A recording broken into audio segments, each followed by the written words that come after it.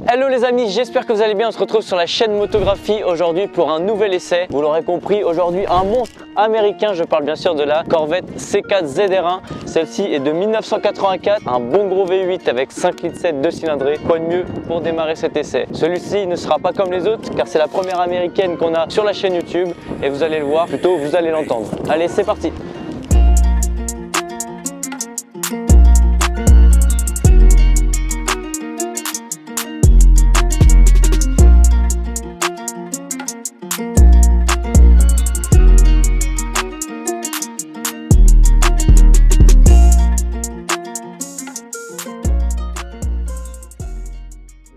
A l'époque, en Amérique, seules deux automobiles brillent sur le marché des sportives. D'un côté, la Ford Mustang et de l'autre, la Chevrolet Corvette. La Chevrolet Corvette C4, comme on a aujourd'hui, a été produite entre 1983 et 1996. Celle-ci marque une nette rupture avec l'ancien modèle, la Corvette C3, qui elle date des années 1960. Cette voiture représente donc la sportive américaine par excellence. Un bon gros V8 de 5,7 litres 2 cylindrés qui offre un son démoniaque. D'un point de vue esthétique, très peu de changements avec sa prédécesseur. On peut retrouver à l'avant un énorme capot qui enveloppe l'énorme V8 qu'il y a en dessous qu'on va vous montrer juste après. Les phares, je vais vous les montrer juste après également. Ce sont des phares qui sortent un petit peu comme les Mazda MX-5 qu'on peut voir de nos jours. À l'avant, on retrouve un nez assez pointu et avec des lignes très aérodynamiques. Sur les côtés, on retrouve des roues absolument énormes avec des grosses jantes quasiment pleines, elles sont très belles. D'ailleurs, celle-ci a beaucoup de stickers de différents circuits car son propriétaire est allé à plusieurs circuits. Elle a également participé à quelques rallyes, donc c'est pour ça qu'il y a pas mal de stickers et je trouve que ça lui va très bien. Le rouge et le blanc comme ça ressort super bien. Sur le côté ici, on a deux entrées d'air. On a également le logo Corvette juste ici, et à l'arrière on retrouve un aileron assez imposant sur toute la largeur de la voiture. Juste au-dessus on a une grande verrière qui donne pas mal de lumière dans l'habitacle. En dessous il y a pas mal de rangements, d'ailleurs c'est le coffre si je puis dire, ça s'ouvre pour mettre des affaires, c'est très pratique. On vous fera quelques plans avec la GoPro en dessous. Alors on a les feux ronds propres à la signature de Corvette, l'énorme logo Corvette avec l'écriture Corvette et bien sûr deux énormes sorties de pots qui eux-mêmes ont deux sorties de pots à l'intérieur. C'est une voiture qui a 4 sorties regroupées en 2 grosses sorties qui fait un son, on vous l'a déjà dit et vous allez l'entendre après, juste infernal.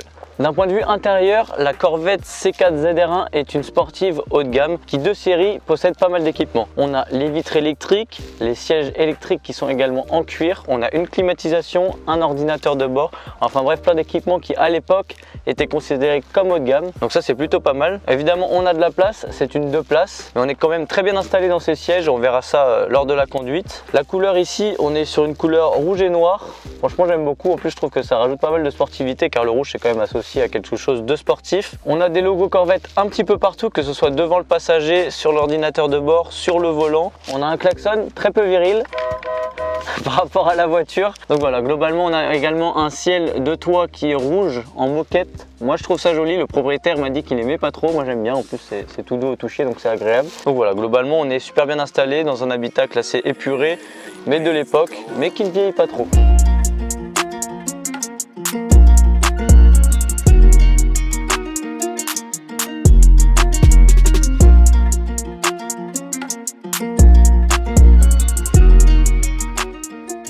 Bon les amis, ça y est, nous voilà à bord de ce monstre. Je pense que vous allez l'entendre, je vais devoir parler fort pour que vous m'entendiez bien. En tout cas le moteur ronronne bien derrière, c'est le moins qu'on puisse dire. Donc je vous disais, on a un moteur de 5,7 litres de cylindrée, un bon gros V8 qui sort 205 chevaux car c'est le modèle de 84. Les modèles allant jusqu'à 96 auront jusqu'à 300 chevaux au maximum. Donc là on a 205 chevaux qui nous propulsent du 0 à 100 en 7 secondes. Évidemment la voiture est très survireuse parce que tout le poids est à l'avant avec l'énorme moteur et c'est une propulsion. Alors là ça part dans tous les sens, vous allez le voir dans la vidéo, il y a des départs qui sont un petit peu sympas. Et d'ailleurs c'est étonnant parce que là en venant pour rouler ici, même en 2, il faut savoir que la boîte est très brutale et quand elle a passé la 2 ça a repatiné, c'était impressionnant. D'ailleurs c'est une boîte de vitesse automatique à 3 rapports seulement qui permet d'avoir une allonge énorme. Regardez là je vais ralentir, il n'y a personne derrière, je vais mettre plein gaz et vous allez voir la longueur de la première vitesse, vu qu'il y en a que 3, même les 3 vitesses sont énormes. Pour une vitesse max aux alentours de 240 km/h, même si moi je vous avoue que jamais j'irai à cette vitesse avec cette voiture parce que c'est clairement une voiture de ligne droite et après au freinage et tout le poids sur l'avant ça devient dangereux. On va faire un départ et vous allez voir à quel point la vitesse elle part pendant longtemps. Allez c'est parti. Là, elle a passé assez vite. Bah, regardez la 2. C'est sans fin. Et la 3. En tout cas, il y a une bonne accélération quand même, hein. C'est des bonnes sensations. Surtout avec le bon son du V8 derrière, ça nous permet de nous rendre compte un petit peu plus de la vitesse parce qu'on est quand même dans une grosse voiture.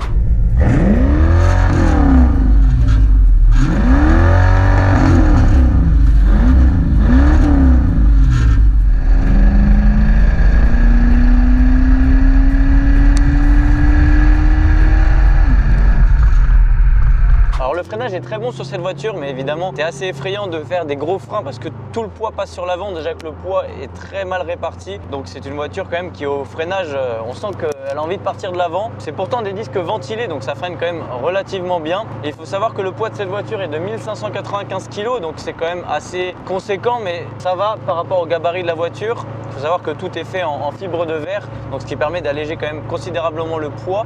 Donc pour l'époque c'est vraiment pas mal parce que on va vous montrer le moteur, on va vous le filmer et vous allez voir, le moteur est juste énorme. Donc le poids à l'avant est juste impressionnant. Les amis, je vous parlais du moteur, venez voir un petit peu ce monstre. Vous avez vu la taille du capot, vous vous doutez qu'en dessous il y a un gros moteur et c'est le cas.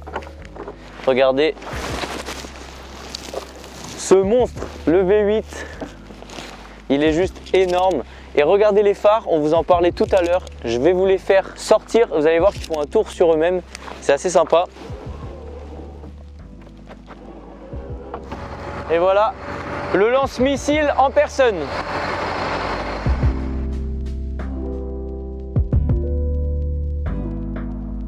La mécanique de cette voiture a été faite en partenariat avec Lotus, petit constructeur anglais appartenant au groupe GM à l'époque. Au niveau du prix, de nos jours, une Corvette comme celle-ci, sur ce modèle C4 ZR1 en bon état, tourne aux alentours de 15 000 €. Après, ça dépend évidemment du kilométrage et de l'entretien qui a été fait. Donc ça reste une voiture assez raisonnable pour les puristes qui veulent se faire plaisir. Je sais que le propriétaire de cette voiture compte acheter une Corvette C3 et une Corvette C6, car il est vraiment fan de l'esprit Corvette et je trouve ça tout à fait admirable. Alors par contre, au niveau de la consommation, il vaut mieux pas regarder la consommation instantanée. Quand on accélère plein gaz, c'est marqué 70 litres au 100.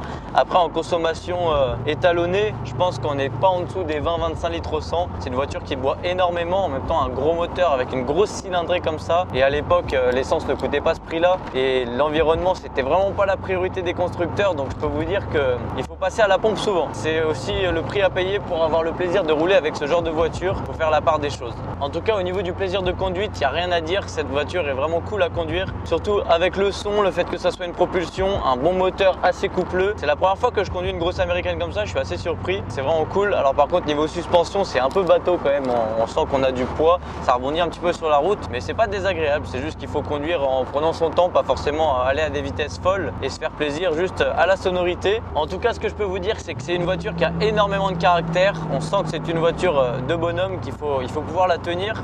Donc c'est pas à mettre entre les mains de tout le monde, évidemment.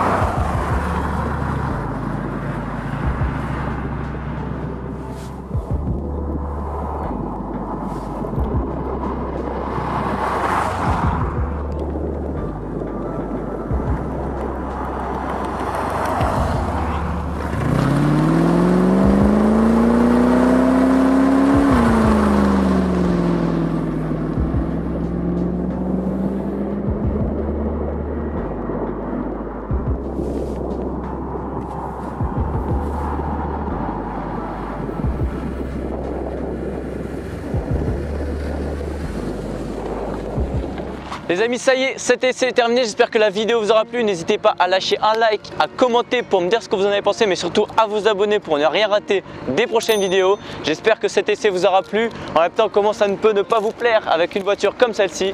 On se dit à très bientôt sur la chaîne Motographie pour de prochaines vidéos.